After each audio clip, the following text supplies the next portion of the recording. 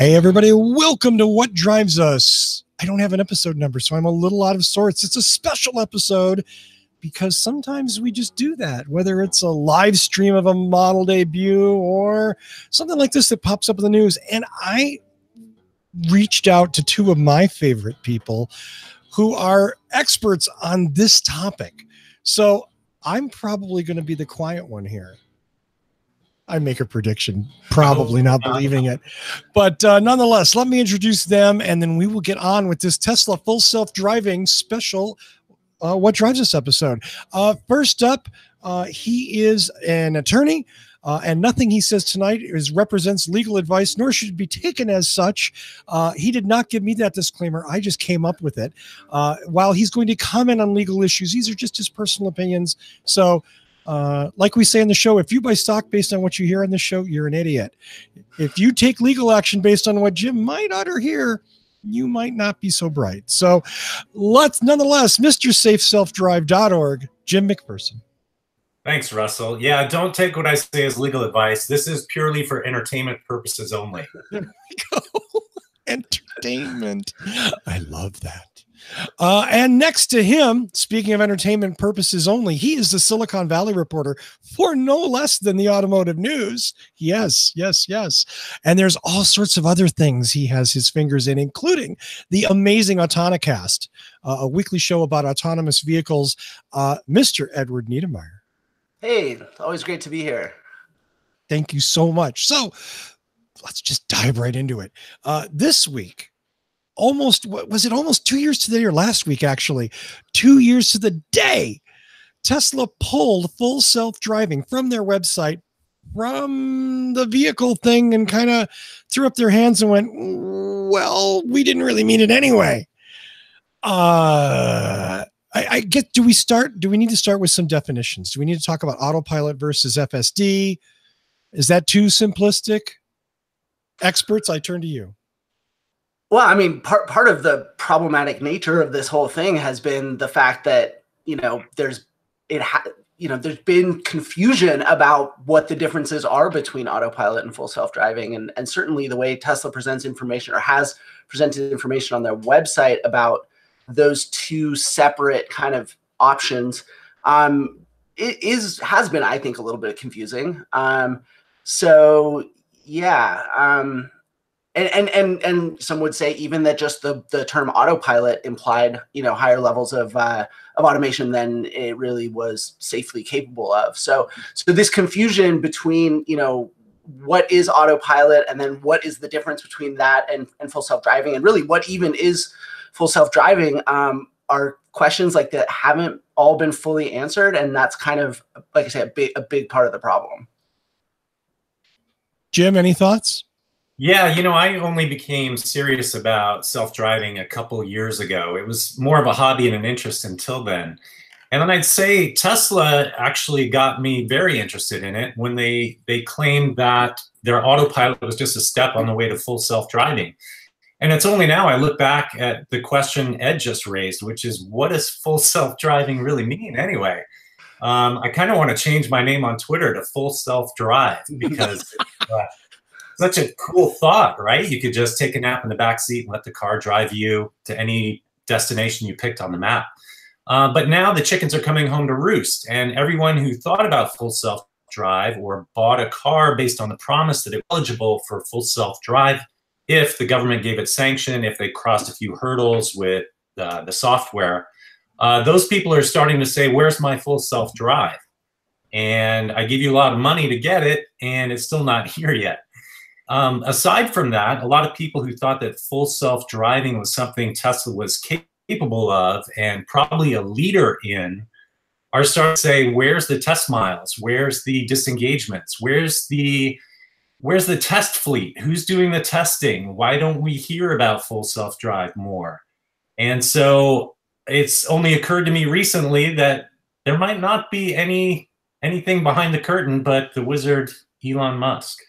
Pulling levers, just pulling levers, making smoke. I mean, it's one more thing. $5,000 was what Tesla charged for full self-driving, but didn't you have to buy another package before that as well?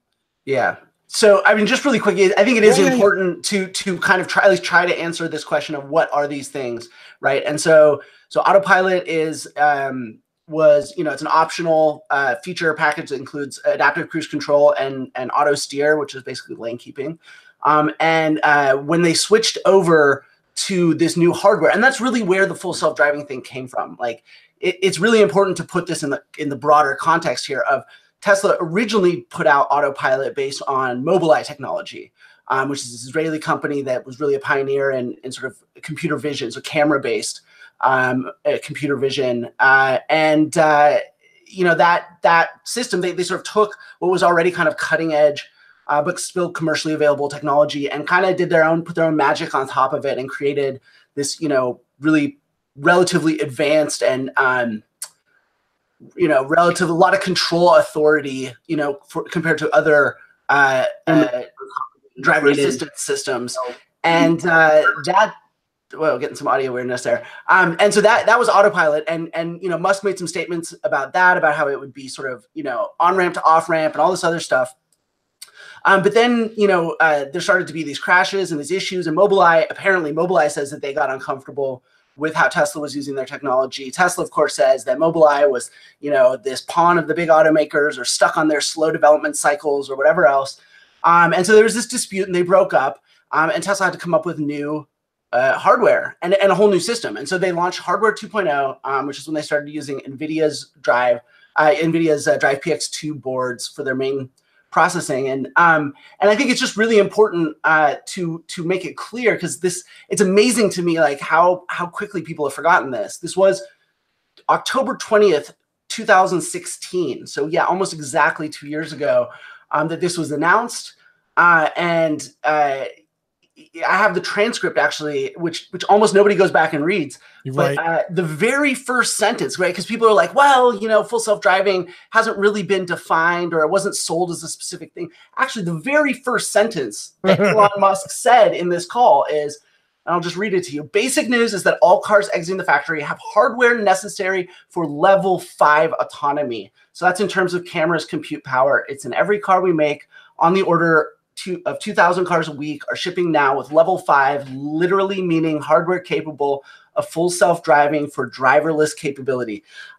Elon seems a lot less visionary when you read his words rather than hear them. But that aside, I mean, level 5 is in a lot of ways the crux of this matter, because 2 years ago, I think there was more people in the autonomous drive space sort of thought that level 5 capability, which, to be clear, means the car can drive anywhere that you might be able to drive your car, with full autonomy, no human interference at all. You can fall asleep, read a book, whatever. It will just completely drive you anywhere you want to go. 2 years later, now, there are very few autonomous drive developers who think that level 5 is a realistic or just a goal worth talking about in the short to medium term. So I think he's not only explicitly promised something that now nobody is even promising, let alone taking money for. But there's been a lot of other challenges, just getting Autopilot with the new hardware up to parity with where the Mobileye Autopilot 1 was before. So this has been a really interesting, situation.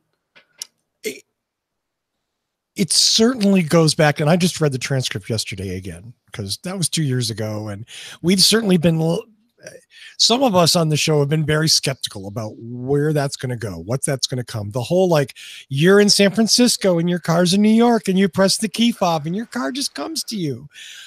I mean, that's not exaggeration. That's not hyperbole on anyone else's part. That's from the CEO's mouth.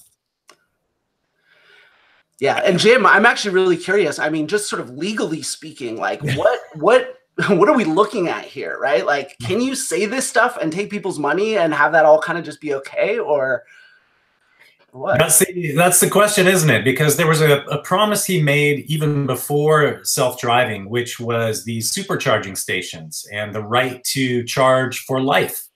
I was reading today about a lawsuit in Sweden brought by a guy who bought a Tesla for commercial service, for taxi service. For a taxi, yeah. And he was later denied access to a supercharger, and he sued and said, I'm supposed to have this for life. Here's the representations that Tesla made at the time on the website. Here's some other literature that said it.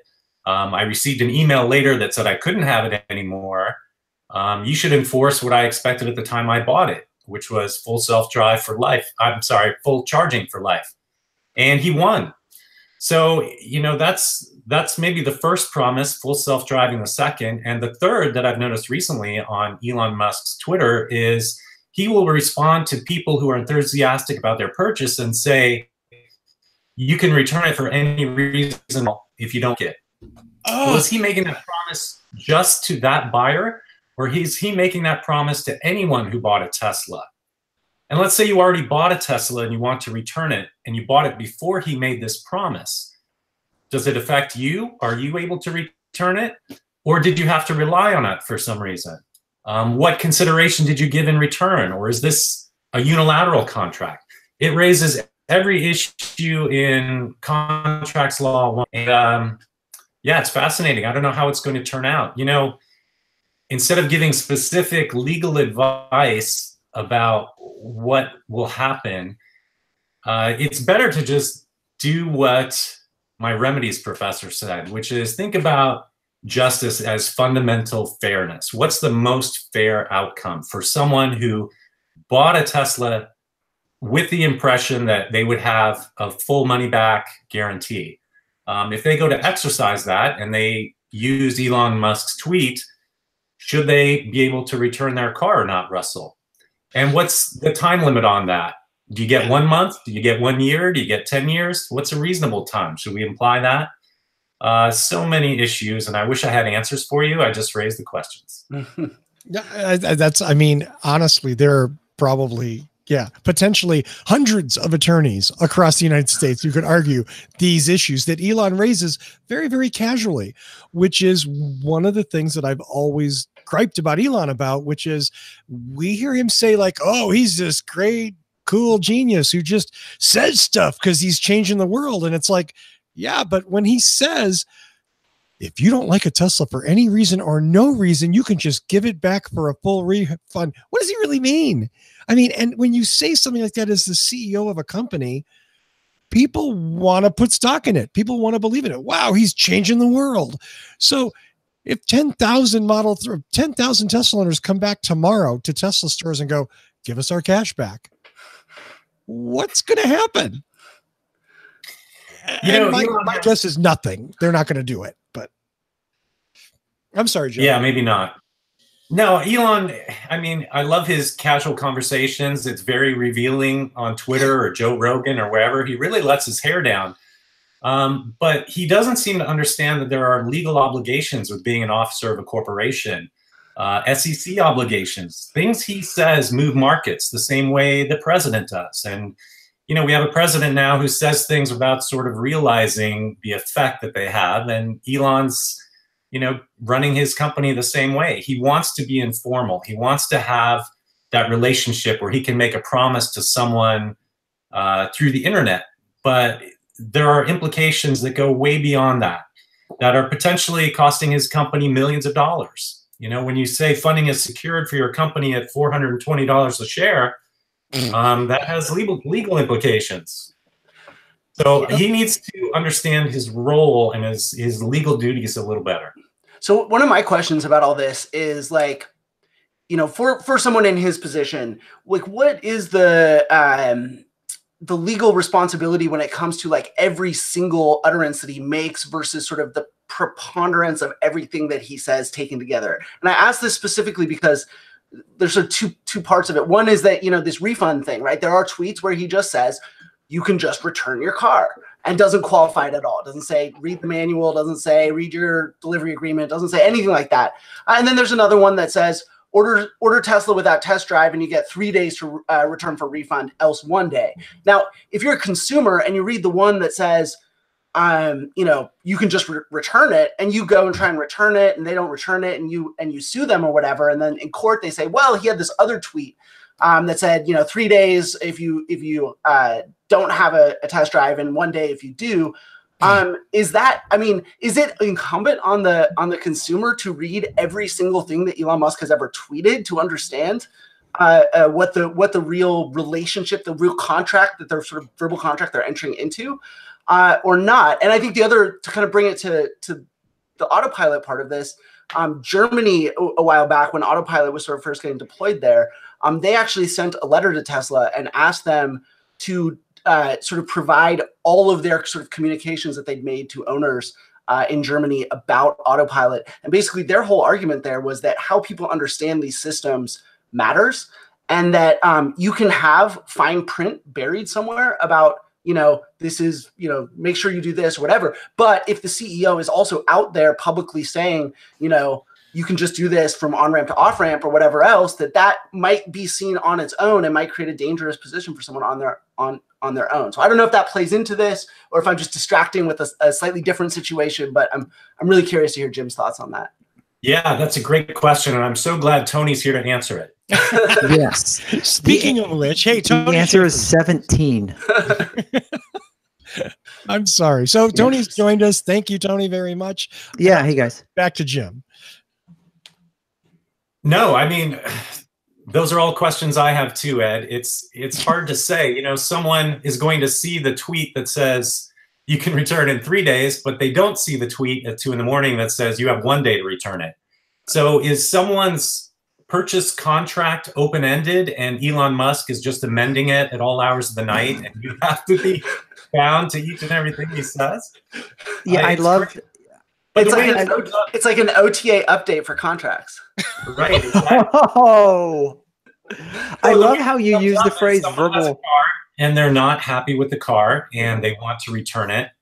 And their attorney makes their best case. It's an adversarial system. So the attorney's going to cite all the tweets that are in their favor, and Tesla's attorney is going to cite all the other ones. And we'll just have to see how it works out. But I did read that Tesla owners love their cars so much that 86% of them would recommend a purchase to someone else. And another 12% would make the same recommendation, with the caveat that there are some safety dangers that they should look out for. Only 1.5% said they wouldn't recommend the car. So I don't have a source for this in front of me right now, and I won't look for one because my keyboard makes a lot of noise. But my understanding is that those metrics come from within the first 5 days of ownership, which I think is something that gets left out a lot when people are like, oh, every Tesla owner just wants to buy another one. Like, yeah, within the first 5 days that they own the car. And even then, I mean, the fact that, 15% or whatever don't is interesting, right? It's, yeah, so it's initial quality versus sort of long-term reliability or durability. So it's so Can you imagine if, go ahead. No, go ahead, Jim. Well, I was going to say, we sort of imagine if this were Ford, right? And you asked F-150 owners if they would recommend an F-150 to their friends, and 12% said I would, but you got to watch out for this real safety danger. Go ahead and buy it, kill you if you do this. It might run you into a wall at 100 miles an hour. Yeah. So I just have to ask, which percentage is my friend in? Is my friend in the one that says you really need to buy this car, or is my friend the one that says I recommend it, but it's not exactly safe, and that's the friend I don't need? If only you could differentiate between them easily. One of the things that staggers me, and this isn't just, it's not exclusive to Tesla, but it is, you see this with Tesla a lot. Not on Tesla forums, but in places where new Tesla owners are talking about their vehicles, they will say something to the effect of, I love my car. I love Tesla. I totally believe in the mission. When I got my car, it had this, and this defect, but I love my car so much. And what shocks me is this is a minimum of what, $50,000, $60,000 for a car. And people tolerate problems with these vehicles that other car owners would lose their minds about. So actually the fact that they're expensive as they are explains this. right? So no, right? not like Lamborghini syndrome. Yes, it's supposed to be bad. It's what we call this in the car business is Italian car syndrome, right? you get like design like you get from no other brand or you know, even country in the world, theoretically, right? You get emotional performance. You get all these unique characteristics that make an Alfa Romeo an Alfa Romeo, or a Maserati, or a Lamborghini. And you kind of gloss over the fact that like they catch on fire and they, you know, they break down and they cost thousands of dollars for like the most minor kinds of repair and maintenance. And you know, it's because these are premium vehicles that people are buying for their image. Right? They're buying them and for like an emotional experience. They're not buying these cars, whether it's a Tesla or a Lamborghini or an Alfa Romeo. You do not buy these cars because the spreadsheet told you to, or because you think that this is going to be a good car to rely on to get you to work every day. Like if the Maserati breaks down, you take the Lexus to work, right? If your Tesla breaks down, you drive the Prius. Like so I mean, I totally get where you're right. Like it makes sense that it's bizarre that people would spend so much money and then still like put up with so much bullshit, frankly. But actually that's kind of the way it works. The more expensive a car is, the more likely someone is to put up with the bullshit. Also, maybe a little sunk cost issues going on there too. Sure. Yeah. Does that mean Teslas are usually someone's second car and not their first car? Well, I don't have the data to answer that question. I know that there are some people who either have one Tesla for their whole household, or in some cases only, you know, multiple, but only Teslas for their entire household. And the beauty of a Tesla is that if you want to have a pure electric car that can do sort of all of your driving needs, it can do that. However, I think that may be a vocal minority. I think basically everybody who's in that position spends a lot of time bragging about it. And I don't think there's much of them. I would say, you know, I'd be guessing, but I think that the percentage of the people who bought Teslas who rely on either one or multiple Teslas, but no other brand, for all of their car-related transportation needs is probably quite small, or maybe they just don't use cars that often. Yeah, anecdotally, the only Tesla owners I know own multiple other vehicles from multiple other manufacturers. Yeah, I mean they're wealthy, right? Almost always. It's the Fiat, the Tesla, the Maserati. I said Tesla, the Lamborghini, so that when they break, they can always just use the Tesla. And also, I mean, another factor too is that, you know, if you want to own a Tesla, you kind of need somewhere to charge it, which means you probably have a home with a garage and therefore probably space for multiple vehicles too. So, yeah, no, it was Patrick Connor has a Leaf, right? And Fusco has Prius, and not anymore. Not anymore. Oh yeah, that's right. He did get rid of the Prius. He Zachary has an X, and the Prius went with his son. Yeah. And then Zachary in Chicago has a Lexus and a Prius. And so he's looking to get rid of one of those to be his other car. So yeah, that's like the only three people I know personally, and they have other cars. Yeah. I mean, I don't think someone who's buying, again, a car that starts at 60 grand isn't probably hurting for cash and probably has another car. 60 grand before gas savings. Oh, God. Jeez. Elon just went, that is so cheeseball. That's what I don't get about that. That is so cheesy. It's so just like déclassé. I mean, it's a little used car salesman-y, frankly. It's really disingenuous in a sense. And then you see people argue, well, that's what you'll save. That's not what you're paying. You go to a website to see what you're going to pay. If they have a whole thing at like, you could save X much with this car, no argument at all. But showing the price of a Model 3 now at $35,000 is like, no, it's not.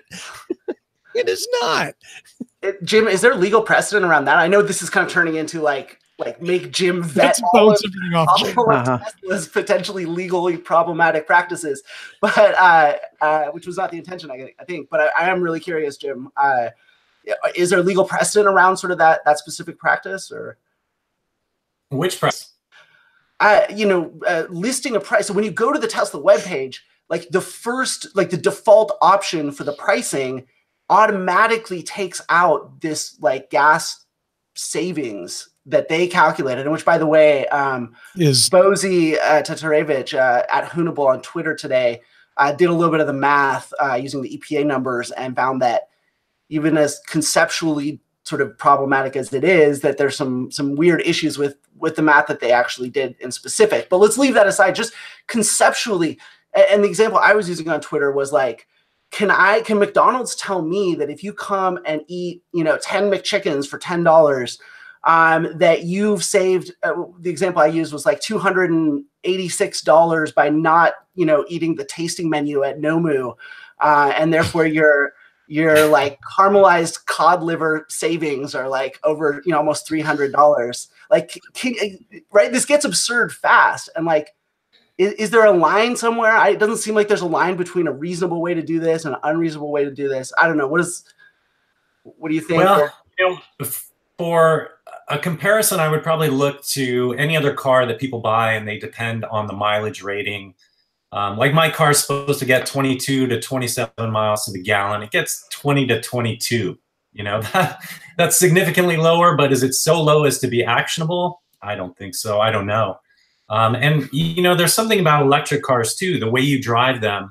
There's a much wider range of how far you can go than you can with gas. Like at the very worst, I would get 18 miles to the gallon. At the very best, I would get 28, 30. But with electric cars, you can have an anticipated range of 300 miles, but if you're goosing it at every stoplight against the wind, you could get much lower range. And, when does it become actionable? It's all an average. And again, more questions, no answer. Sorry, Ed. Yeah, but so I see where Ed's coming from, of course. I mean, if your car gets 20 miles per gallon, and I buy, and I don't know how much your car costs, but let's say it costs the exact same amount as my Prius, and my Prius gets 60 miles per gallon. So I'm using a third the amount of fuel that you are using. Would it be fair for Toyota to say the Prius only costs X amount of dollars because over 10 years you're going to save that, and so the Prius is actually cheaper than Jim's car? On the Prius and any other new car now, don't they put on the window sticker exactly what the anticipated annual gasoline cost would be? See, but that's up front, and that says, here's how much the car costs, and here's how much you could save. I think the question here is, could you deduct the anticipated savings from the sticker price and say, oh, no, it's not a $40,000 car, it's a $30,000 car because you are going to save $10,000 in the long run?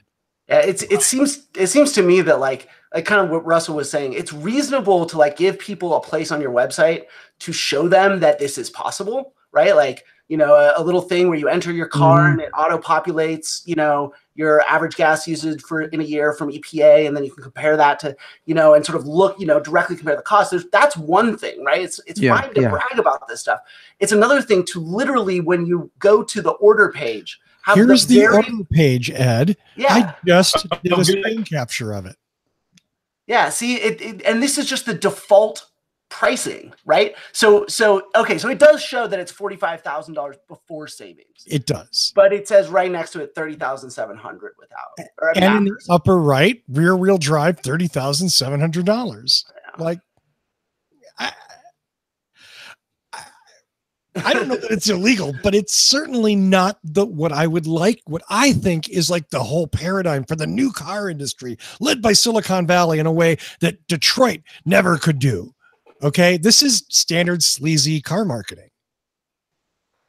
That's just my opinion. It's certainly not going to reduce the sticker price of your car, but it's going to be a lot less maintenance costs over the life of the car. Whether you can take it off of the MSRP, that just doesn't. That's some creative math there. I could see consumers being confused by it and a creative attorney arguing the hell out of it. Yeah, and I don't necessarily want to come at every little bit of this. Is it illegal? But I think that the very least reasonable people can argue that it's not. Again, Tesla's always said they want to be the new paradigm. They want to be what other car companies could never be. And this just strikes me as every crappy GM employee sale and every $5,000 rebate on a Kia, blah, blah, whatever. It doesn't strike me as anything new. I mean, one of the really interesting things about Tesla in general is it seems like they kind of exemplify one of the real advantages of positioning yourself as an innovator, which is that you kind of tend to get into, or you're able to get into situations where there just aren't clear-cut, like legal or even sort of like social norms around sort of what's acceptable and what's not, because you're kind of often in relatively uncharted territory. And so one of the really kind of, to bring it back a little bit to the more automated driving part of the conversation, EuroEndcap just came out with a big study of automated driving systems. So these are basically level 2 systems like Tesla Autopilot. And this to me strikes me as basically what was amazing, what really struck me about this testing. And it's too early for them to like rate these systems, right? It's just sort of preliminary testing. But what they look at is the predominant concern in testing these systems is not like how good is it at following a line, or like how good is it at tracking a vehicle in front of it. It kind of presumes that the fundamental technology really works. What it looks at is, do these systems create the potential that a consumer would over rely on them? And I think this is the first time, and it looks not only at like how, what the user interface is like, or things like that, but it also looks at what name did the automaker give this system, and does that name communicate that it's more capable than it really is? And I think this is a really interesting first step potentially. And we also have some NTSB, investigations that are ongoing that may sort of raise these same questions again. But I think that like the regulators are lagging behind on this, like specifically understanding that, it's not just, does this technology work or does it not work? It's also what does it do to the driver, who is ultimately still at this point in control, which is a really complex, human factor, sort of psychological question in a lot of ways. And it makes sense that regulators are having a hard time, stepping in and saying something definitive. But okay, bitches, you're in trouble now. Freaking Frost! I had to hack the damn internet to get a link. Shit. Okay. How the hell? Who invited? And freaking Schaefer ignores the chat conveniently today. No, I just got in the chat. Yeah. One angry Tesla owner. God, there's your demographic. See how crazy these people are? This is why we hate on you. Oh my God. So I think Ed brings up a good point, which is, and again, this is something that I've railed about since the beginning, and that other people have said that I'm overreacting, but I think calling things names is important. Names describe things and define expectations. And when you talk about autopilot and full self-drive, you imply things. And if you can't deliver on that stuff and you're selling it, I think that makes you dishonest. Okay, so automakers have found creative names for their different features for time immemorial, and Autopilot's a creative name. It doesn't imply anything, and I just have to learn what it does. And any other name that's out there, how many people really know exactly what Autopilot does on an airplane? But Evan, what you're saying is names mean nothing. So why do manufacturers bother with them? Because they do mean something, because they do imply, they do define information. They do give a customer a sense of what to expect. You can't say that they're meaningless. And yet then why bother branding things? But to get people's attention.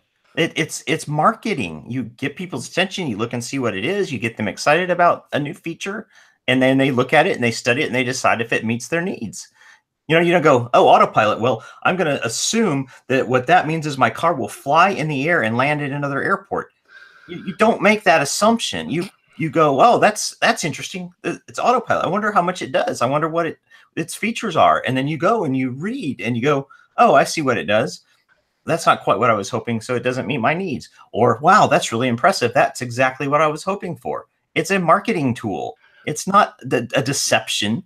It's not an exaggeration of anything. It's a marketing tool. I would buy this if the definition had stayed consistent, or if Tesla had been consistent about sort of how it was sort of communicated to the public. But if you recall, if you put to the Wayback Machine for the first, when 7.0 software was pushed out to all the cars and everyone got basically auto steer for the first time, you can go back and look at the media coverage of this. I've surveyed pretty comprehensively, and almost everything was like, it was this weird mix of like, Tesla said I shouldn't take my hands off the wheel, but I did, and it was amazing, and the car drove itself, right? And there was this huge just like boom of media attention, and it was like, this is basically a self-driving car. It wasn't until the Josh Brown incident that all of a sudden everybody got the memo that, oh, no, this isn't an autonomous car. This doesn't self-drive. It's just driver assist. And then sort of that was about 6-8 months before the full self-driving option came along, probably not by coincidence. So my point is, and then one other thing is, originally Autopilot included, it was Autopilot safety features, which was forward collision warning and enhanced automatic emergency braking. And then the optional part were convenience features, which is adaptive cruise control and auto steer. It was only later that Tesla tried to argue, and in fact sort of made it out so that NHTSA had independently assessed it, which they hadn't, that these were actually the auto steer and adaptive cruise control were actually safety features. So Tesla has really not only changed how it communicates about these systems, but also has really allowed the media, and have been very harsh on the media when they're critical of it, but definitely allowed them when it first came out to wildly overstate what this was capable of. And so if they're not being consistent, then like you can't say it is or isn't deceptive. I think frankly, the fact that it has changed is fundamentally the deceptive part of this. Okay, well, so first, several things have changed. One is that the Autopilot features have evolved themselves. Both including the hardware, the capabilities, the route planning, and just the basic software has evolved as well. So you have to take that into account into this evolving picture of what Autopilot and full self-drive are. Which I do want to get back to the whole self-drive question. That you guys kind of got tangential there for a little bit, and I think that topic needs some more exploration. But you seem to kind of be talking out of both sides of your mouth. Well, Tesla came out and they complained when they were falsely accused of things. You can't blame them. What are they going to do? Not defend themselves when they're falsely accused of having an unsafe vehicle? I mean, they would be crazy for them to not defend themselves. At the same time, just because some people are going out and doing stupid things and the press is embellishing that, doesn't mean that they necessarily need to come out as loudly and say that no, that isn't true.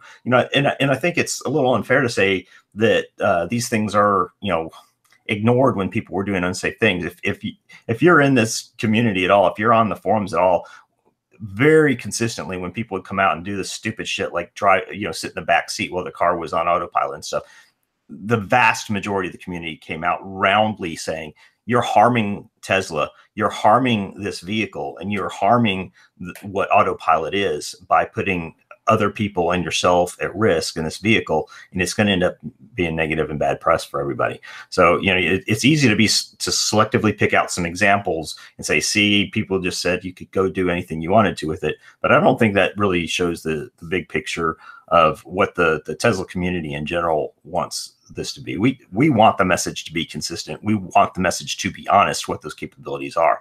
When we get back to full self-driving, I know I've talked to at least 3 people out of paying $3,000 for full self-driving. I don't think it's ready. I don't think it's there. I think there's potential, and I think it will happen. I disagree with you guys on that aspect of it, but I don't think Tesla's quite there yet. And I think the fact that they're looking at already having to upgrade computers in the vehicle to make it possible exemplifies that. It's still an evolving issue, and I think the more they learn, the more complicated they realize it's going to be to really make it perfect. Anybody? Well, I will say, I mean, I think part of the problem is that the systems have changed over time. I think that's a real fundamentally problematic part of all of this is that, and especially when you tell people, hey, this system is going to change over time. And oh, by the way, like, here's what it will do at some point, right? Like, you know, is the average consumer really, and I get that, like, the early adopters of Tesla, you know, are very active in these online forums and they share, you know, information and they enforce norms and all that kind of stuff. And that's great. But in reality, like, you know, you can't rely on every consumer to do that. My concern is that, right, if you say this will, you know, with software updates, go on ramp to off ramp without any kind of, you know, need to touch anything.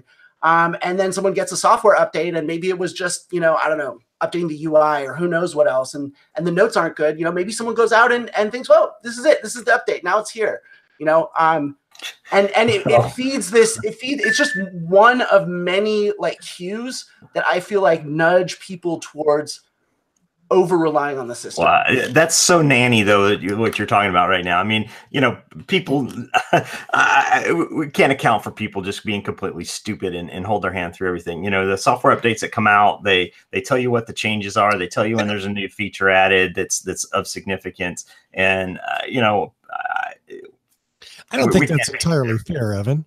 Absolutely. No, you get a routine software update, and all of a sudden you're just going to go out on the road assuming that now you can take exits with it. That's ridiculous. That's exactly what Tesla talks about. And does everyone you can't assume that everyone reads every last part of a minute. You know, the Let's go back to Russell. What do you mean that's what everyone talks about? That's what Tesla talks about being able to do. Standing in San Francisco and pressing your key fob and your car drives to New York without nobody thinks that can happen. What do you mean nobody? Why would he say that if nobody thinks it's going to happen? Nobody thinks today that can happen. Hey, they think that's in the future. Hold on. Oh, in the future. So what they're buying is future potential, not actually buying a manufactured product. Yes. Is there an example of that? Do you have an example of what you're saying? You don't. Yeah. I mean, they promise all kinds of things that don't come true. And that's my problem.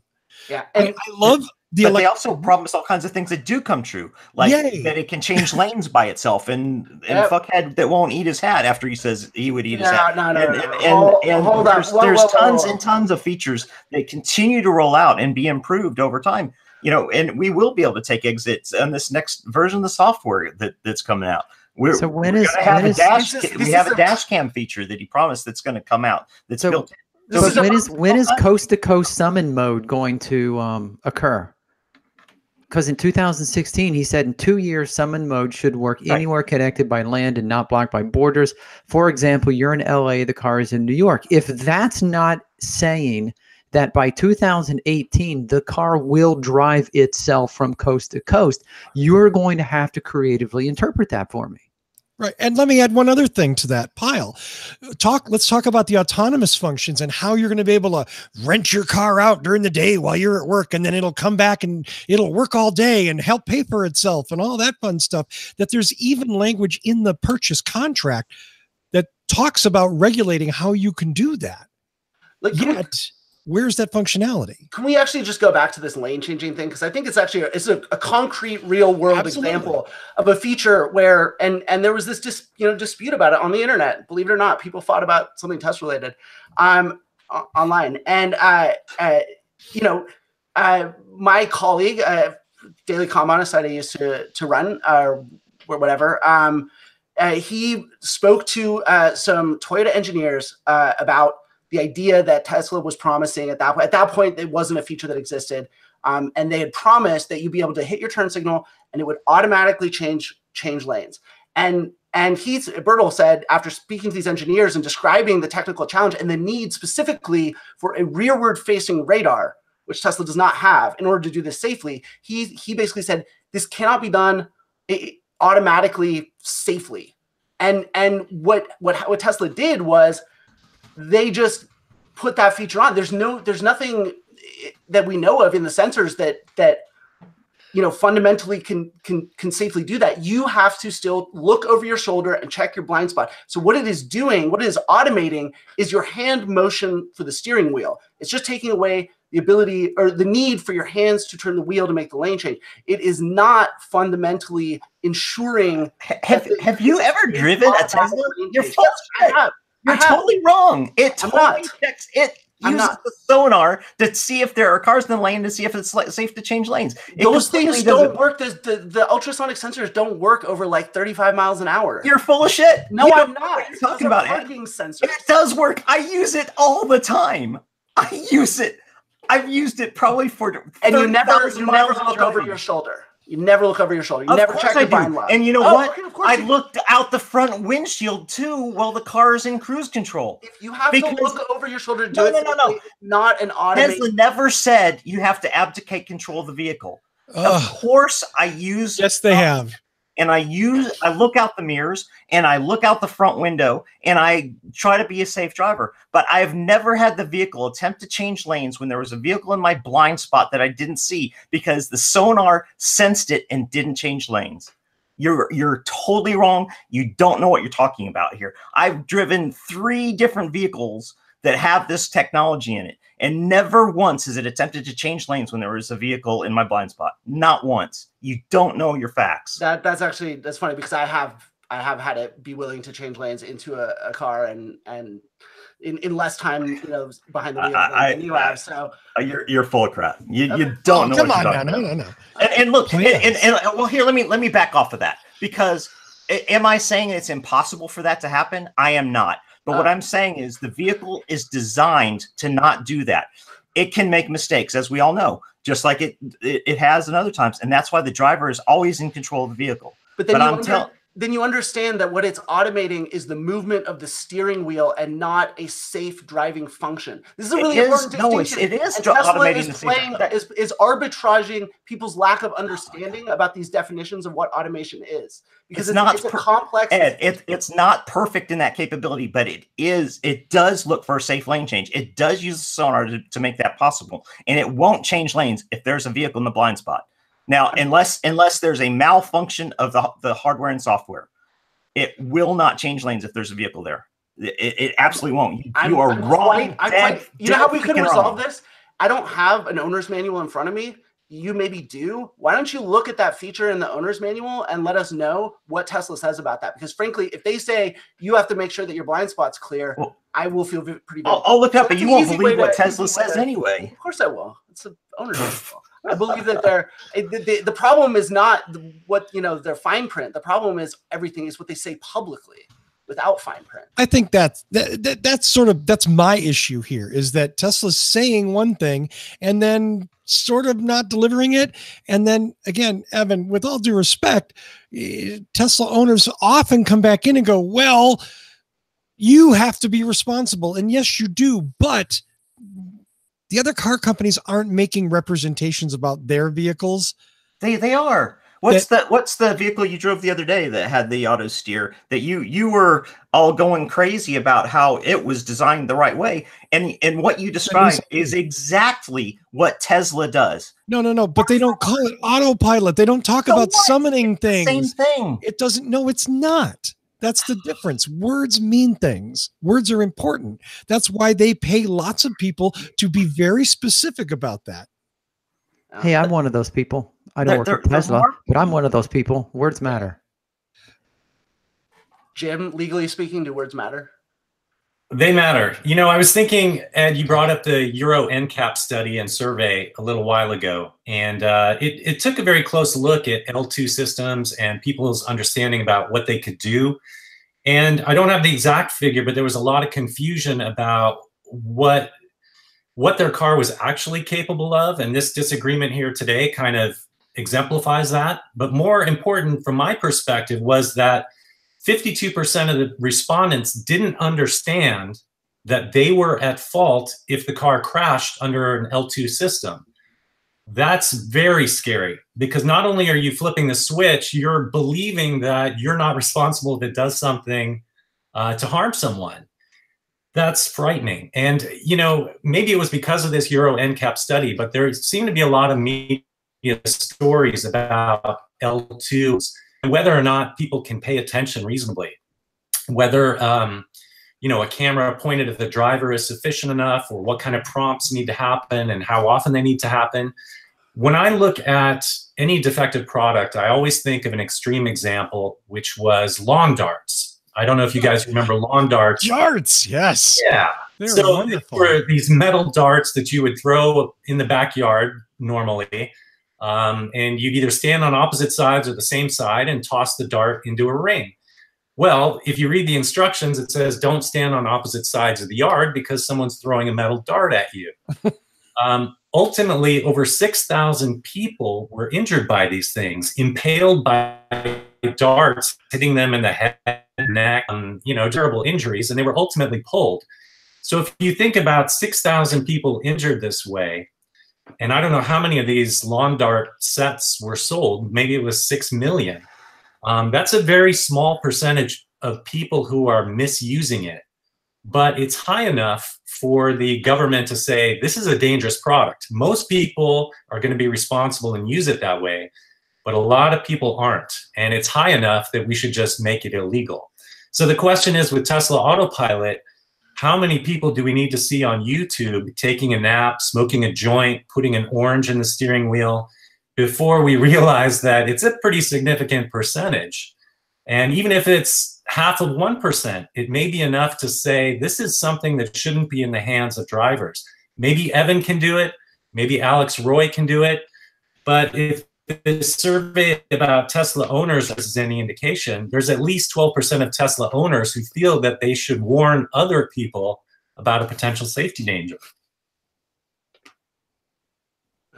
Yeah, but that's pretty vague terminology about potential safety. I mean, I warn people about potential safety dangers too, in general, by describing exactly what the capabilities are. I mean, again, as an advocate, I want people to have a complete, full, fair understanding of what the vehicle can and can't do. And again, it's part of the reason I've tried to talk people out of the full self-driving, to saving their money on that, because when it is ready, their $3,000 will probably have made enough interest to pay for whatever the increased cost is. But that's a statement of faith. Yeah, I mean, I love that.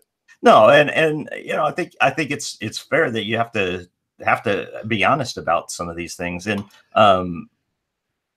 tell people what they are, what's real, what's not, what have you heard online? Well, yeah, that's not quite accurate, and here's what you really need to understand about it. But I think some of this conversation has sort of taken the pendulum to the complete other side of, dear God, don't get in one of these cars. It's going to crash you. No, nobody said that. Come on. They called it Autopilot, and it's not. No, and Evan, I love you, man. I really do.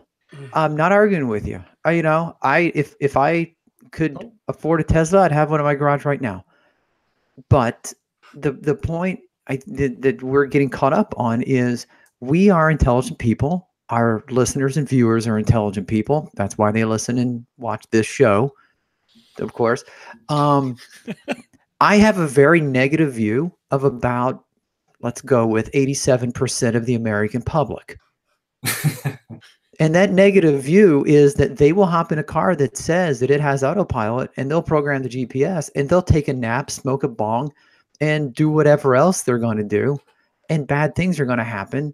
And then it's going to be another Tesla crashes on the freeway. Autopilot is a hoax. Can we all, I want to just establish, pardon me for interrupting. I think everyone here is in some way, shape, or form an advocate for electric cars, for advanced technology vehicles. None of us are here because we want carburetors to come back. None of us are here because we think technology peaked in the late 40s. All of us want this stuff to work.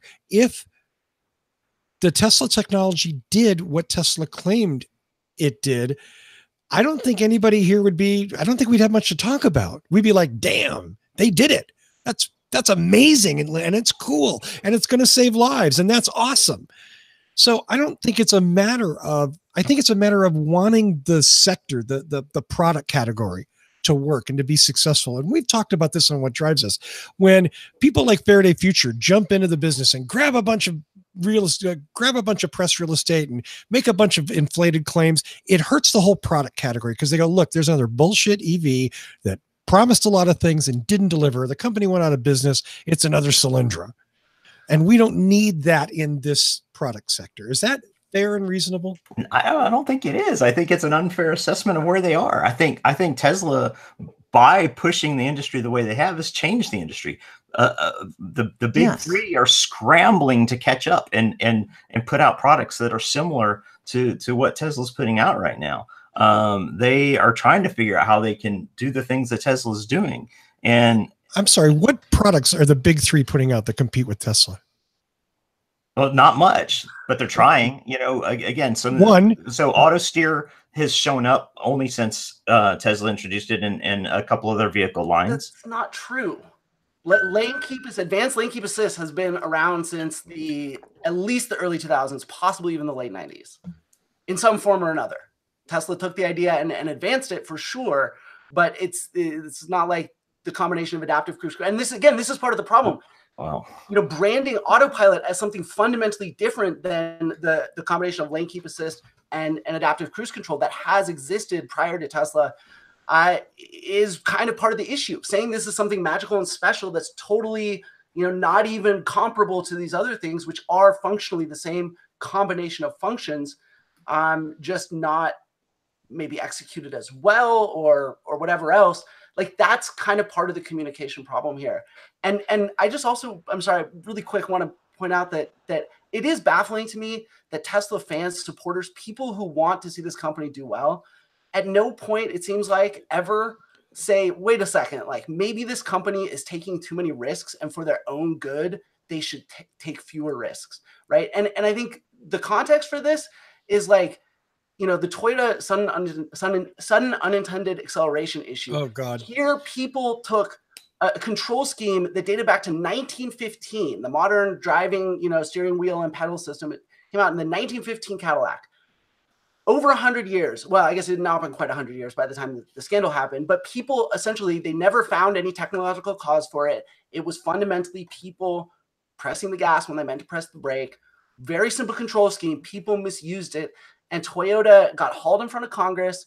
They got fined, I don't remember, hundreds of millions and had billions in private litigation. And I think if you look at that situation and you saw that Toyota could be liable for billions of dollars and a huge amount of negative PR, which frankly, I think if you look at those costs, they would probably put Tesla out of business today if it happened to them.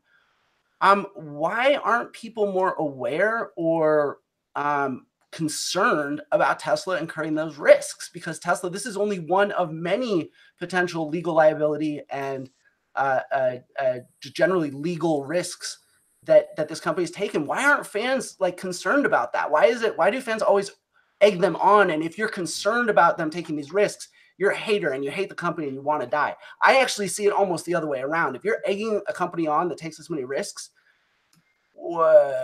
that's not, I don't see that really as supporting it. Well, this circles back in a lot of ways to, you know, what's a bigger risk, a human behind the wheel or a computer?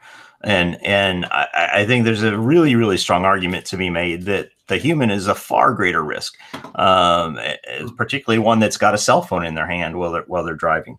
So, you know, look, and I think you, again, are completely mischaracterizing. Nobody that I know wants Tesla to take unnecessary or inappropriate risks.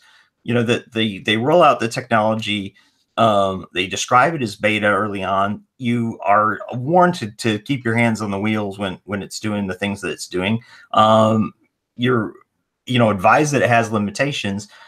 Again, at some point, you have to quit being the helicopter company over everybody. I think we all are sick and tired of having to touch the warning button on the screen in our cars that comes on every time you start the car that says you are the driver in control and should not be distracted. I mean, that's such really ridiculous stuff that some lawyer said you got to have that on there. You got to make the person touch the screen every freaking time they start the car every single day, and that'll save you from being sued. So there's a happy medium in there somewhere between completely unrealistic risk that puts lives at in great danger, and this complete nanny effect of having to touch the screen every time you start your own car that you own and drive. Someone else should talk, but I want to point out that this argument that a computer is safer than a human is also part of the problem, because the computer is not driving the car. Neither are the humans, Ed. Neither are the humans. No. But is it possible that I can agree with both of you? You know, Evan, that's a really glib comeback, but it's true. The computer isn't driving the car. Yeah, I get that humans are distracted all the time. I see it every day. But the idea that there are computers safely piloting cars and saving thousands of lives, that doesn't exist. No, and don't get me wrong. I'm not claiming it does. Well, I'm claiming like it. No, I'm claiming it can. I think there's that potential in the future that it can, and it will. But no, I don't think it is now. I firmly believe that the driver's in charge of that vehicle all the time. I always remain in charge of my vehicle. I enjoy, just like I enjoyed regular old fashioned cruise control, that we could be having these same arguments about standard cruise control 20 years ago, that it's completely unsafe. If you're not paying attention, the car will just drive right into what's ever in front of you. And even if the car stops, it's completely unsafe and we shouldn't trust this, right? Because no one was saying that was either sort of autonomous or maybe might become autonomous when you woke up one morning. It says control. It's cruise control. It says it's under control, Ed. It's a misleading name. It's not really in control. No, I'm not. You guys are hyperbolic. Come on. You are too, with claiming Autopilot is laying claim to a suite of features that it doesn't have. Okay. And I'm saying I don't think most reasonable people feel like, by calling it Autopilot, that it offers anything beyond what it actually offers. Here's why I think that's bullshit. Because for decades, we've had a thing in our car, in some of our cars, called cruise control. For decades, you could go to a stereo shop and have them install it if you didn't have cruise control. And what that meant was very specifically defined, and it did a very limited thing. When it first came out, did it? In the first time somebody introduced cruise control, did it? It didn't have that history either. That's my entire point here, is there was no history. When the first car maker put a cruise control in their car and called it cruise control, did people make wild ass assumptions that it was in control of the car? It's in the name. The name says control. And that's what you're claiming by saying that Autopilot is a misleading name. If you put yourself back in that same time frame, right now we think that's ridiculous, because we all know what cruise control is. But you know what? 10 years from now, we're all going to know what Autopilot is too. And the CEOs of the companies selling cruise control back then were not making the argument that you just made, which Elon Musk has many times, which is that a computer is safer than a human, when that is a totally irrelevant. Not only is it irrelevant to the safety question at hand, but it also blurs the line between what the system can do and what he hopes it might do someday, which is, again, the heart of the safety issue here. But Jim, do you know of cruise control? Like, were there lawsuits around it back in the day, or do you know? I don't know. It's kind of specific, but I don't know, but I'll tell you an interesting fact, which was the first cruise control was called Autopilot.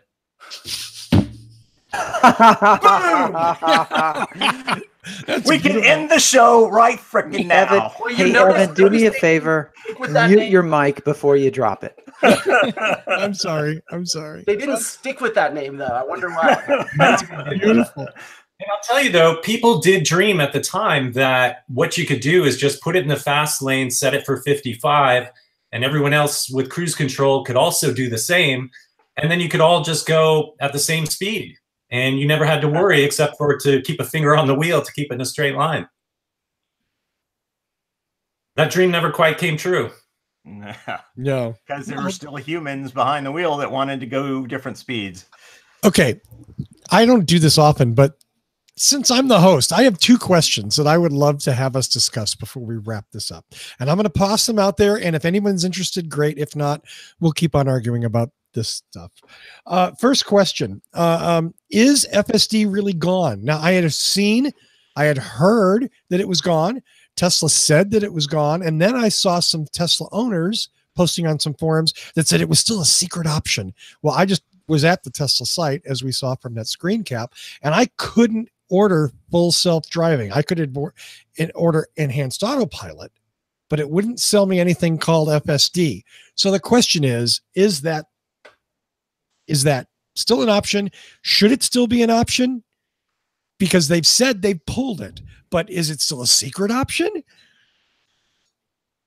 I don't know. I think somebody'd have to call and that's question one. The other question, and I think part of this goes back to my distrust of autopilot and full self-driving, is the way that Tesla's sort of, again, they've been very, very bold, especially Elon, about how they're the new paradigm for manufacturing, how they're the way things are going to be going forward. But in truth, it seems like, and this is just an opinion on my part, that Tesla's very improvisational. We're going to try this shit because it sounds cool, alien dreadnought, and then we're going to do something else because it's not working.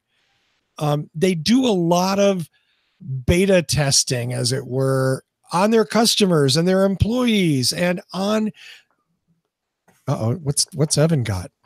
What you got there, Evan? Well, so the off menu thing, Elon tweet on the 18th said it's off menu it's available off menu for a week. It's available off menu, and then it'll be back, causing too much confusion. So I will say just about that first question that you asked. Tesla comms will not pick up the phone when I call, but I talk to people who do get callbacks from Tesla comms, and I think it's really interesting that they are making zero effort to clarify the situation, why they're doing this, what the motivation for it is. All they're saying is, well, Elon tweeted about it. That it just seems like, right, like this is a situation where people are still confused about just what's going on and why they did this and what it means and all that. And the fact that they're not taking any steps to clarify it is weird. Not the weirdest thing Tesla's ever done, but strange. Yeah, I agree with you on that. My speculation is that they just don't want to keep selling this feature to people that they're going to have to then go and replace their computers. I think they've come to the realization that they can't do it with the hardware that's built into the cars, and so they've already got however many Model 3s they've sold, and the rest that have hardware 2.5, and they're going to have to eat the cost of replacing computers in every one of those. And I think they're just trying to stop the bleeding at this point. Yeah, didn't Elon say that he would replace all the computers with the new computers? Yeah. Okay. And that's going to be what? It's got to be 140,000 cars or something. I don't know. But again, this goes back to the improvisational way of manufacturing. Isn't necessarily better because the big three don't do it. It's different, but it's certainly not more efficient and maybe not more safe. I'm curious, why do people think like Elon said that all these cars can do full self-driving? Like how much do you think he really looked into it when he made that promise? Like, did they do a bunch of research and they're like pretty sure? Did they do a little bit of research and thought maybe it was possible? Like that to me is one of the interesting questions in all this. Yeah, he's trusting somebody that tells him it will until he realizes it won't. Statistically speaking, whoever he's trusted has left the company by now. By the way, the turnover in the Autopilot team has been brutal. Specifically, since especially if they were in accounting. Crash. Yeah. Yeah, they've been burning through accountants at a fairly high rate. I don't really want to get into the whole bankruptcy thing because I think that's a whole other very, very speculative issue. But again, so putting full self-drive out there for 2 years, making claims about it, saying what it will do someday, and then pulling it from the market. Already admitting, hey, these computers that we put in there, they're not right. They're not going to work. We know that now. That is huge, huge step backwards. I mean, do we know of another autonomous drive developer that is using such a limited sensor set? And it's interesting that they're fixated on the processor, because guess what? The processor is the easy thing to replace. Yeah, I agree with Evan that they're probably, one of the motivations behind this, if there's not some legal problem brewing, is probably that they don't want to, build a bunch of cars that they're going to have to upgrade later. But, the concern for me and for other experts that I've spoken to about this, and like way more expert than me, is not that like there's not enough processing power. It's really the sensor suite, and that's something they can't just go and upgrade. So one forward radar, some cameras, and frankly, like the ultrasonics, you can pretty much, except for navigating around a parking lot, really are not relevant to autonomous driving. The only company that I can think of that's even close to that is Intel Mobileye. Has a very computer vision focused, camera focused system, but they also have very, very good high definition maps, which this is a fundamental part of that. And they also don't have this whole shadow mode, which is another thing that we haven't even discussed. But you know, the fact that there aren't independent experts out there being like, oh yeah, this can definitely be done. And more importantly, that there aren't other companies that are trying to achieve the levels of automation that Tesla has sold to people for money with that kind of a limited sensor suite is interesting. What's the shadow thing? A shadow mode is the idea that, right, like they don't have to do a bunch of testing. They don't have to have a test fleet because they get so much data from every car that, you know, that's, and they're running the automated drive system, you know, silently on every car. It's like, it might be true, but like we've seen no evidence beyond what Elon Musk has just said. And frankly, you know, can you take that to the bank at this point? Well, it becomes a legal issue when you start looking at the standard in the industry. And Ed, you just mentioned that they're one of the few that's only doing limited visual sensors, ultrasonic. I was going to mention Mobileye, but they do have the HD mapping. They're a little bit different, a little more thorough, but I worry that they don't have the LiDAR on top, what that's going to mean. And ultimately, I look at things like, I was convinced by your guest, Ed, on the Autonomcast, who talked about infrared and heat sensing. That seems very important. You know, a couple of weeks ago, I was on Highway 24 through Orinda. It's a very beautiful, hilly area. And I came across an accident. It was a deer on the shoulder and a woman kneeling right next to its face and crying. And there was glass and plastic all over the road, and her car was another 100 yards down the way. And it was a tragedy, you know. In the 5 seconds drive, you could tell this was a one-car accident, nothing she could do to avoid it. But what if there was a sensor that allowed her to see in the dark, that could anticipate that from much further away? It may be a 1 in every 100,000 mile occurrence, but when we're talking about the scale of miles people drive and replacing all cars with autonomy, that's an occasion we're going to want the car to protect us from. Absolutely. And it's a serious problem in some places. Right. So imagine any other kind of sensor that we haven't even thought of yet that might go on a car that's going to eliminate the 1 in 10,000 to 1 in 1 million scenario. You know, no one's going to want to put that on their car and reprogram all their sensor suite and their stack and figure out which sensor it should take information from. But I don't know. Edge cases are going to have to be accounted for. Yeah, I think what Jim is talking about is really kind of one of the heart of a lot of this, which, and I kind of like to illustrate it with absurdity, which is that, you know, I can make a self-driving car with a brick, right? I can just put a brick on the gas and it drives itself. Now, is it a particularly safe self-driving car? No. But it's still sort of, by some torture definition of the term, it is driving itself without my input, except for maybe, you know, putting the brick on there, but then you'd have to press the button to start the automated drive system anyway. But the point is to use absurdity to illustrate the point. And I think what's one of the things that's really troubling about Tesla's entire approach to both Autopilot and also full self-driving is Elon Musk has repeatedly said that, like, well, we just need to, get a bunch of miles. And, if we have, if the statistics show that we're safer than the average, then it's all gravy. And already, you know, they've come out with these statistics about Autopilot and said, oh, look at this, you know, it's so much safer. It's huge reductions relative to the average car on the road, for example. Well, you know, a Tesla is less than 5 years old. No, I guess less than 6 years old at this point. Oh, I guess Tesla with Autopilot it's less than 5 years old. So 4 or 5 years old, whatever. And costs, on average selling price was $100,000 until the Model 3, bringing it down, whatever. Let's call it $80,000 on average. And less than 5 years old. Contrast that to the average US car on the road, which is 11 years old and costs $35,000. Is it surprising that one of those is safer than the other? And the other thing that's really important to remember is that Autopilot, at least if you follow Tesla's rules, right, for how to use it safely, you only use it on divided highways. Well, divided highways are intrinsically far more safe than basically any other kind of road out there. And so they're presenting this stuff and already saying, here is the proof that this is so much safer.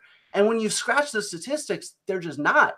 And that, like, to me, and I think, Jim, we've discussed this, I think, when you're on the Autonocast, and really autonomous cars, because the question is not, can you make a car that looks like it drives itself? It's, can you actually make a car that drives itself safely?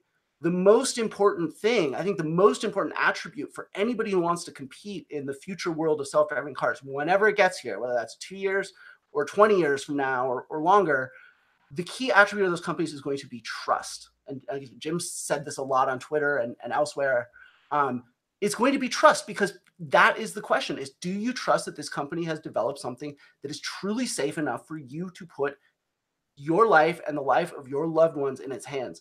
And when I look at all of the, and you can litigate each issue, that with Tesla said, and well, maybe there's some room to give them the benefit of the doubt. But if you look at it all and you look at the preponderance of the evidence and the way they've tried to prove that it is safe, there's just such a consistent lack of trust building, right? There's such a consistent requirement that you give them the benefit of the doubt that I wonder, like, are fans of this company, are companies that want to see this, people who want to see this company succeed in the autonomous future, do they realize that forcing people to give them the benefit of the doubt now is hurting their key competitive attribute whenever this world finally, or whenever this technology really matures? I don't know that people really understand that. And I think it's important. I'm not sure I understand. How are you saying it's going to hurt in the future?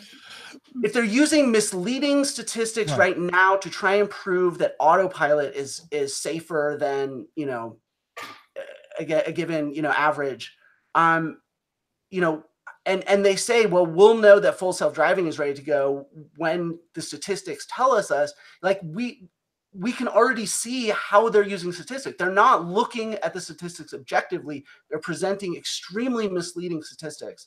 And again, I don't know, I guess really whether it's a level 2 system or a level 4 or 5 system, no matter what, you are putting trust in this company. And fans, like people have to explain so much of what they do or defend so much of what they do, when they should be going out of their way to build trust, because that's ultimately what the business of anybody who gets into automated driving is. It comes down to trust.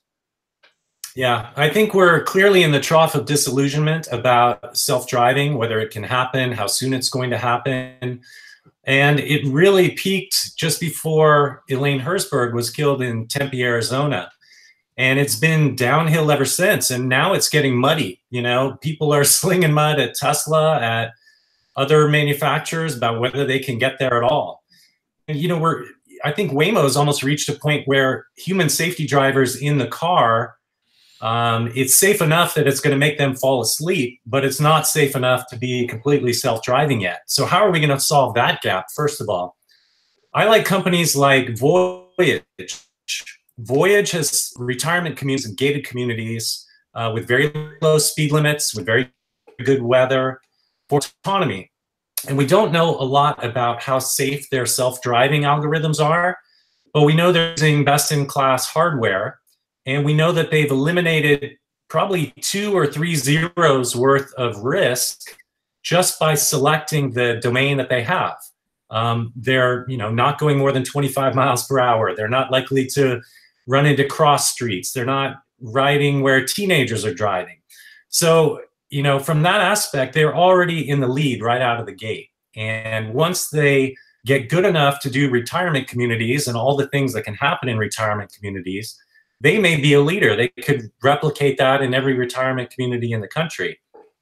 Whereas Cruise and Waymo are trying to prepare for every contingency you might in San Francisco, which could be a naked person throwing themselves on the back of the car, apparently. That happened? Oh, well, I don't know if he was naked, but I'm It sorry. has happened in San Francisco. there's a lot of that here. You doubt it? Yeah. Yeah, So no, I that lived should there be for on 10 Google years. Maps. See, I want that on Street View is what I want. I think so. There's a couple of components to Tesla safety. One of them is software. One of them is software and hardware, is autonomous software and hardware, I should say. Autopilot, full self-driving, whatever you want to call it. And the other one is the basic design. And we just talked about this, Tony, what, last week, the week before, that the Tesla EV has some fundamental advantages over internal combustion engine driven vehicles. They're safer because they don't have that chunk of metal in the front to crush the occupants of the vehicle if there's an accident. Yes, the Model 3 sets the bar now for crumple zone and cabin space integrity. Right. So I mean that nothing against that's not a slam against Tesla to say EVs are intrinsically safer than most combustion vehicles. So I'm going to give you some data that kind of disputes what you're saying a little bit, but I don't want to be misinterpreted is that I'm fully buying into. Yeah, I'll just shut you up. Okay. Supporting. No, well, because look, I'm a scientist. I'm a stats guy, and I'm not throwing this out there necessarily to claim that it's proof that Tesla's better, but you know they.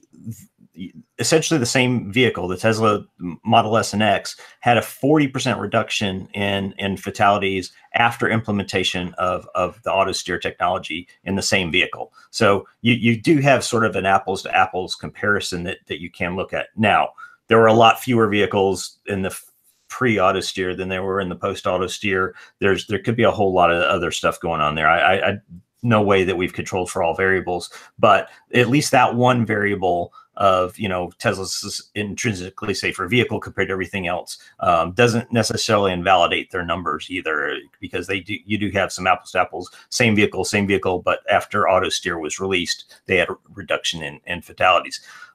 So again, don't read a whole lot into that, but there is some apples to apples to use. This 40% thing, no. So what they did not, I've written about this, I've looked into this, they did not control that data for the introduction of forward collision warning and automated emergency braking.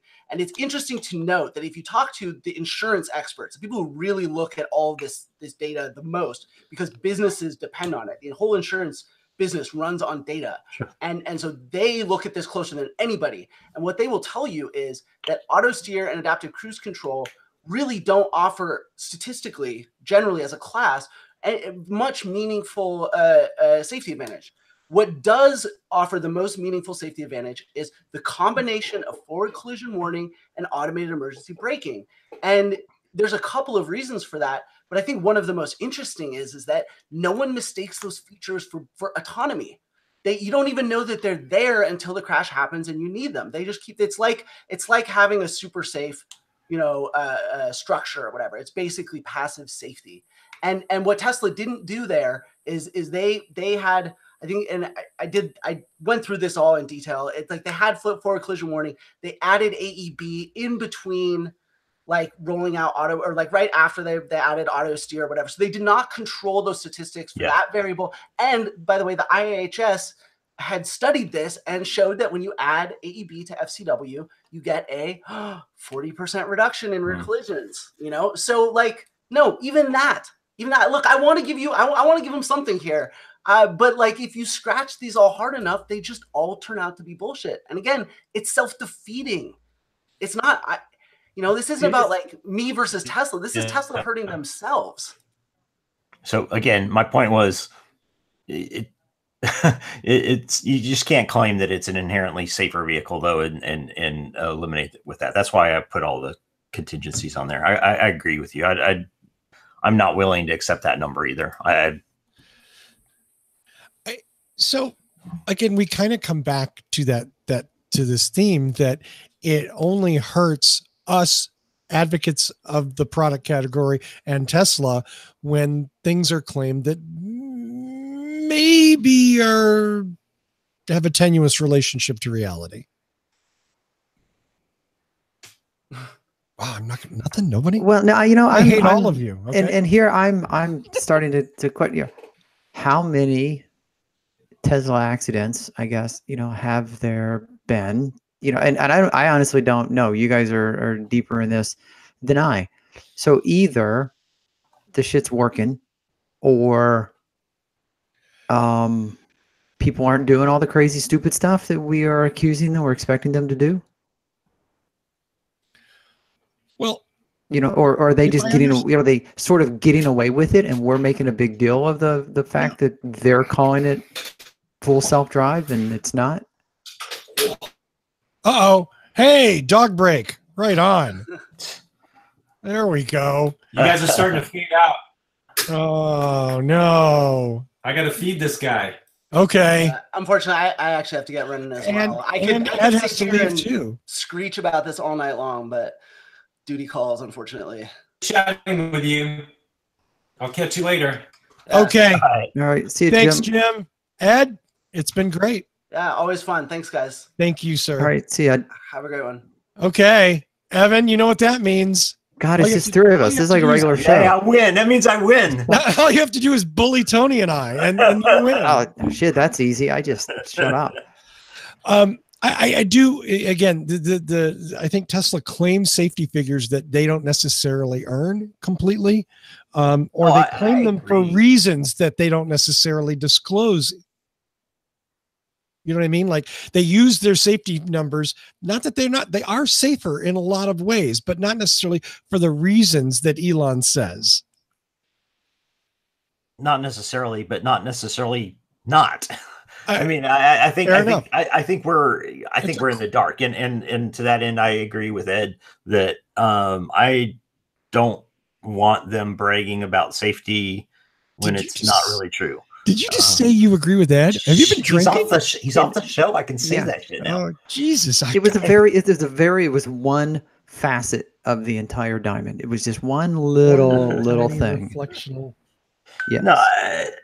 Yeah. So Evan, I'm just curious. Like you said, I don't recommend full self-driving to people. You talk them out of it. I discourage it. Yeah. You discourage it. Why? Because I don't think it's going to happen I don't think it'll be implemented in a realistic manner for probably the next 3 to 5 years, even in major cities, major urban areas. And I think by the time it's implemented out here in BFE where I live, it's going to be a long time. Right.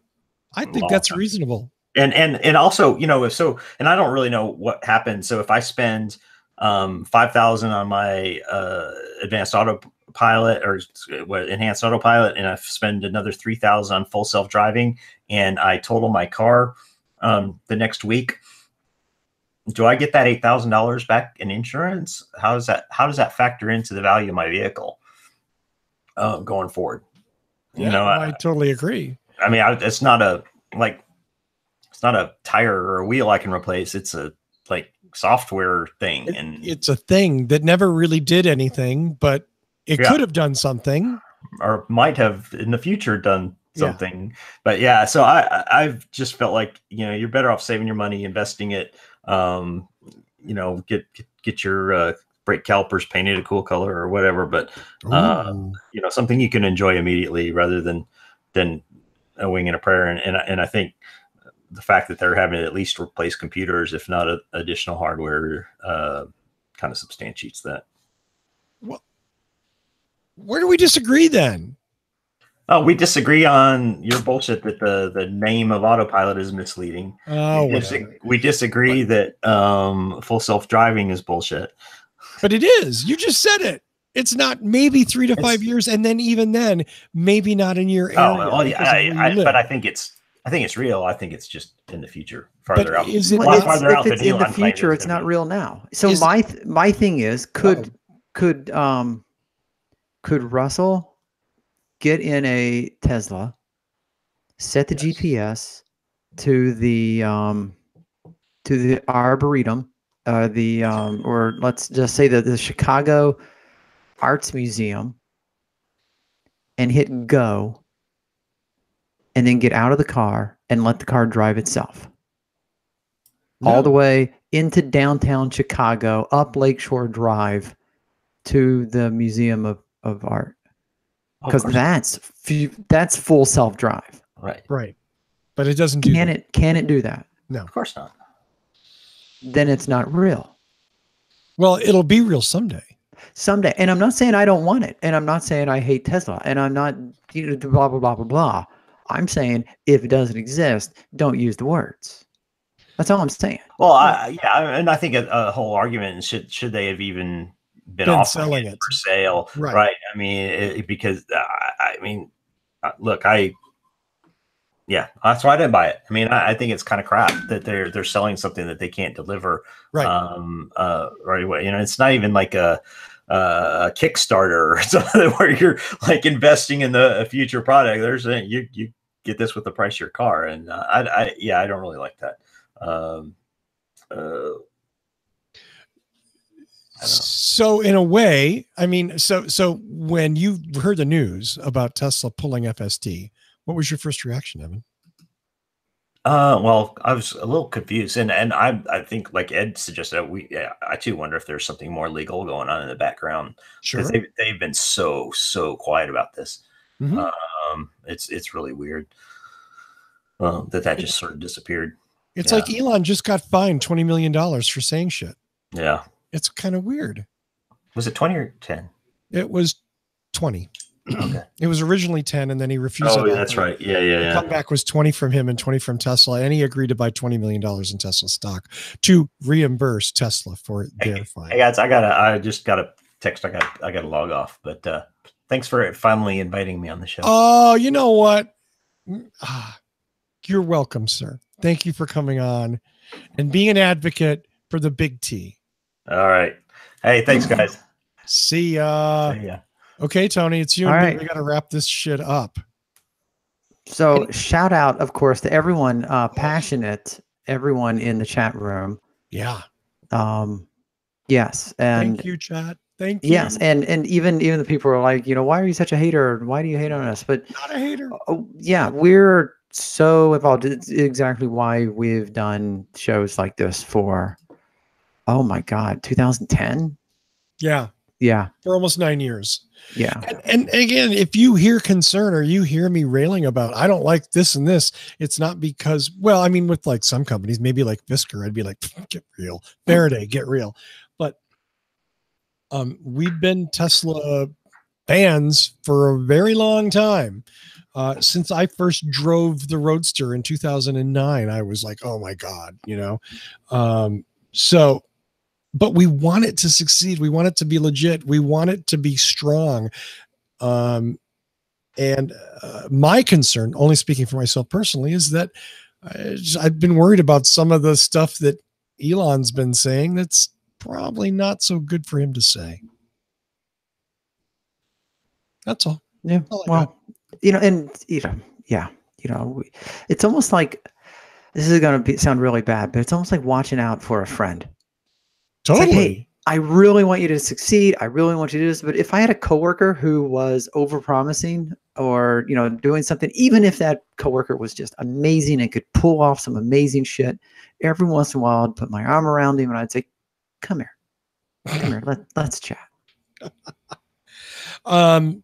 My thanks to everybody in the chat tonight, today, who's been in there, totally unannounced. We kind of threw this together at the last minute. I did. And my thanks to Ed Niedermeyer. You can find him. He is the Silicon Valley reporter for the Automotive News. And he does the Autonocast. If you want more information about autonomous vehicles, the Autonocast is a great place to go. As well, Jim McPherson, who's been on the show, well, both Ed and Jim have been on. You can find him at Safe Self Drive on Twitter, and he's at safeselfdrive.org. He is, in my opinion, the legal expert I go to when I have autonomous car legal questions. And just Micromobility. He's a great follow on Twitter. You need to follow Safe Self Drive. Same for Ed. It's Tweetermeyer on Twitter. And Evan doesn't count because he's on this show. And follow me on Twitter is what I would say if I was on Twitter. Yeah. Hey, can I close this out with something totally weird? Of course. And Tesla related. So I'm doing all these rando Tesla searches looking for different things during the show, right? No big deal. And I literally just for some reason do the thing that most people do that I usually never do is just put Tesla into Google. The number one thing is an ad, right? Mm-hmm. It's an ad and I don't care. It's Tesla.com. So I see that all the time and whatever, fine, you know. It says order Tesla Model S, X, or S, or 3 and get $100 for 1 year. What? Supercharging? Hold on. Let me show you this. This is some bullshit here, kids. Here's the window that it takes me to. This is somebody's referral page. They bought an ad on Google so that when you search Tesla, their referral page comes up as Tesla.com. Oh my God. Yeah. How's that for some smoking hot bullshit, huh? Wow. I was blown. I'm like, wait, who's Jose Antonio? Referral. This isn't the Tesla website. Well, it sure as hell looks like the Tesla website. And in fact, it sort of is. But a lot of trouble. Jose Antonio's banging for that free Roadster. Wow. Good luck, Jose. And I hate you for that. I hate when people trash up internet searches. You know what I mean? Like, I get it. Totally legal, very clever. Cheers. But you're an asshole. You're using the net wrong. So says me. Tony, anything you got? No, just yeah, this was so some confusion in the chat room. This wasn't an official What Drives a Show. This was just well, like it was just gonna be you three, and then I begged my way on. And did you slip Evan the link? Is that how that happened? Evan started messaging me. Oh, started texting me during the show, like, what the hell? Let me, in fact, I don't think I need to, let's see. So while you're looking at that, What Drives Us normally records on, it's 1 a.m. Greenwich Mean Time on Thursdays. You do your own thing. I think on the East Coast of the United States, that is 8. Is it 8 p.m.? Is it 9 p.m.? 9 p.m. Eastern. 9 p.m. Eastern. That's 6 p.m. Western. That's 5:30 in Newfoundland and 4:20 in the rest of the country. What have you been? That stuff's not legal in Illinois, is it? No, I'm talking Canada. It's okay. Yeah. Fair enough. Yeah, no, Evan started messaging me and I said, I'll send you a link. That's fine. I didn't really want it to be like a bickering thing. And I said, we could talk about it on the show on Wednesday, but I also didn't want to leave him out, you know, and I said to you earlier, I'd like to have a Tesla advocate, quote unquote, on, but again, it wasn't like it was for people who hate Tesla here. I think it's okay to be critical of something you love. I think it's okay. I think that's when you're the most passionate. When you are critical of something you love. See, because you care enough to say, hey, fix this, make it right. And that's what I want. That's my goal here. And Tony's goal, I think. I'll speak for Tony. Yeah. Once again, thanks to everybody viewing and listening. Thanks to everyone in the chat room. As always, thanks to Michael Mandering for our music. You can find him at manthing.com. Find us at What Drives Us all over the place. Facebook.com/What Drives Us. We're at What Drives Us on Twitter. YouTube.com/What Drives Us. Go there. Please hit subscribe. If you enjoyed this show, tell a friend, post a link. We want to hear from you. Thank you so much. Tune in on Wednesday, depending on what time zone you're in, and find out what drives us.